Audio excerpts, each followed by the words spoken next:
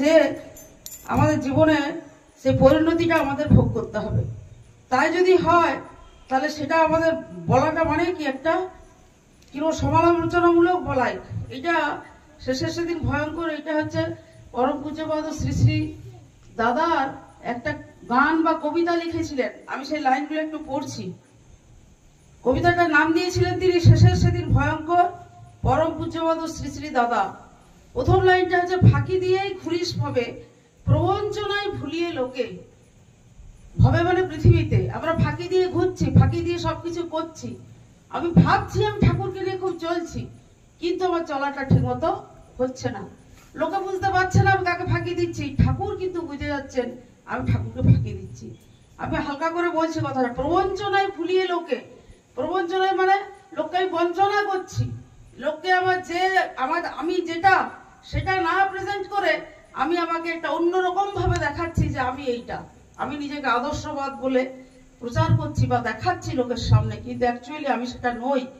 কথার তোড়ে মাতিয়ে সবে আত্মপ্রতিষ্ঠারই ঝোঁকে আমি আমার কথা দিয়ে নিজেকে প্রতিষ্ঠা করছি, আমি প্রতিষ্ঠিত হচ্ছি। আমরা ঠাকুরকে ধরেছি ঠাকুরকে প্রতিষ্ঠা করার জন্য, তা না করে আমি যখন আত্মপ্রতিষ্ঠা করতে যাব, এমনি করে বেলা গেল সন্ধ্যা ছায় ভরলো ঘর। তিনি বলছেন এরকম করে বেলা গেল মানে আমার সারাটা জীবন আস্তে আস্তে কেটে গেল, সন্ধ্যা ছায় ভরলো ঘর। আমার সারা জীবন শেষে আমি আমার শেষের ক্ষণে এসে পৌঁছেছি। এখনো তুই চেতন হারা, শেষের সেদিন ভয়ঙ্কর। তাহলে আমি যখন দেখলাম সন্ধ্যা ছায় ভরলো ঘর মানে কি আমার জীবনে অনেক অঘটন ঘটেছে, অনেক কিছু ঘটেছে, সেটাকে এখানে সন্ধ্যা ছায়া বলা হচ্ছে। তাহলে আমরা ওই যে এখনো তুই চেতন হারা, এইসব দেখেও কি আমার চেতনা ফেরেনি যে আমার কোন চলনে চলা উচিত? আমরা যদি না চলি এরকম করে, তিনি যেমন করে ঠাকুর আমাদের বলেছেন, তাহলে আমাদের শেষের সেদিন ভয়ঙ্কর। মানে আমাদেরকে কিন্তু ওই দিনটার জন্য অপেক্ষা করতে হবে।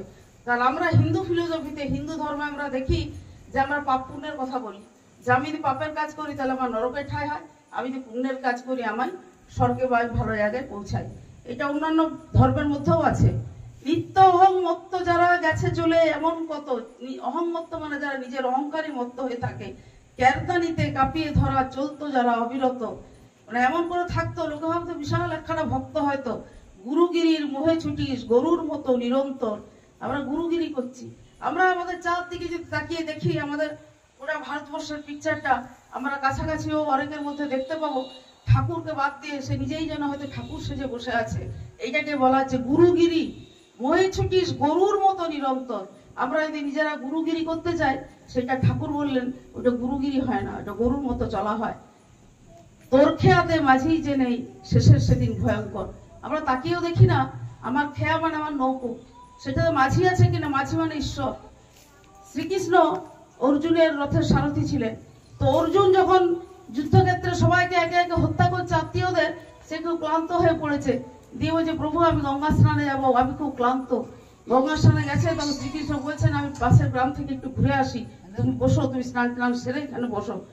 তখন অর্জুন দেখছেন যে একটা মরা মানুষকে একটা শেয়াল এসে শুকে শুকে দেখছে। কিছুক্ষণ শুকে শুকে দেখেও পালিয়ে গেল।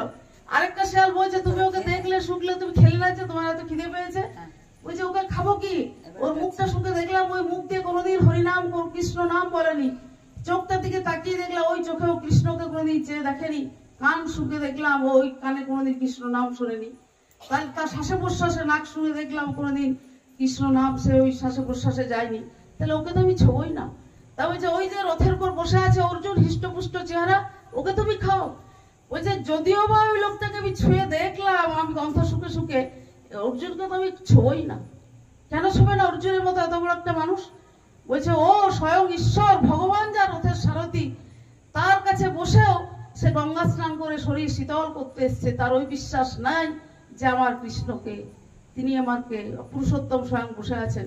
ওই যে ওকে আমার কেউ ছয় নাকি? তাই শুনে অর্জুনের সমস্ত গা হাত পা কাঁপছে একদম আতঙ্কে, এ আমি কি করলাম।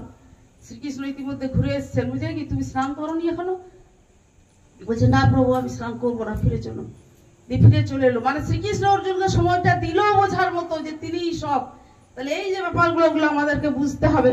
ওইটাকে বলছে তোর খেয়াতে মাঝেই যে নেই। আমরা চলছি নিজেদের মতো করে, গরুর মতো। আমরা ঠাকুরের দিকে কোনোদিন চেয়ে দেখেনি তিনি আমার কাছে কি চেয়েছেন। পিছু পিছু চলছে যারা নিত্য মাথায় নিয়ে তোরে, যারা আমার পিছে যে চলছে, আমি তো গুরু সেজে বসে আছি, তাহলে আমার পিছে পিছে দেখা গেল আরো অনেকগুলি লোক চলছে। তাদেরকে আমি কোনোদিন ঠাকুরকে চিনতে শেখাইনি, তাদেরকে আমি কোনোদিন আচার্যদেবকে চিনতে শেখাইনি। আমি নিজেই ওদের কাছে গুরু সেজে বসে আছি। আরে আচার্যদেবের কাছে কি যাবে, আমিই তো তোমাকে বিধান দিচ্ছি, এমন লোকেরও অভাব নেই। আমাদের আচার্যদেবের কাছে পাঠাও, আমাদের কিছু হলে আমরা কি বলি, আচার্যদেবের কাছে যা টোল ফ্রি নাম্বার দিচ্ছি ওখানে ফোন করো। কিন্তু অনেকে থাকে তারা নিজেরাই গুরু সেজে বসে থাকে, তাদের কথা বলছে। মিষ্টি কথায় ভুলিয়ে ভাবিস অনন্তকাল রাখবি ধরে। আমরা কোনো মানুষকে মিষ্টি কথায় ভুলিয়ে 2-4 দিন রাখতে পারি, কিন্তু অনন্তকাল জীব যুগান্ত ধরে রাখতে পারি না। ডুববি যখন শুনবি ওদের অভিশাপের কলস্বর। সেই মানুষটা যে নিজে গুরু সেজে বসেছিল, এতগুলো মানুষকে যেমন মানে ঠাকুরকে না দেখিয়ে চিনতে না শিখিয়ে নিজেকে চিনিয়েছে, ও তো তার তো একদিন পতন হবেই, সে তো ডুববেই। তখন ওই যে লোকগুলোকে সে এতদিন ধরে মোহে ভুলিয়ে রেখেছিল, ওই সেই দিনে ওদের শুনবি ওদের অভিশাপের কলস্বর। একযোগে ওরা চিৎকার করে বলবে, তুমি আমাদের জীবনটাকে শেষ করেছো। হাতটি ধরা থাকবে না কেউ, শেষের সেদিন ভয়ঙ্কর। সেদিন আমার হাত ধরার কেউ থাকবে না, কারণ আমি এতগুলো মানুষকে কোনোদিন ঠাকুর চেনাইনি। ইষ্ট ছেড়ে ইষ্ট সেজে ছড়িয়ে বাহার ভাবিস নাকি, ঠাকুরকে ছেড়ে দিয়ে নিজেই ইষ্ট সেজে বসেছিলাম। তো সেই আমি যদি ভাবি বাহার দেখেই ভুলবে বিধি, পারবে না কেউ ধরতে ফাঁকি, তাহলে আমার ওই বাইরের বাহারটা আমি সুন্দর করে সেজে গুজে বসে লোককে আমি নিজেকে গুরু বলে প্রমাণ করলাম, তাদের কাছে লোকে কি কোনোদিন আমাকে ধরতে পারবে না? সত্তা জুড়িয়ে যাচ্ছে।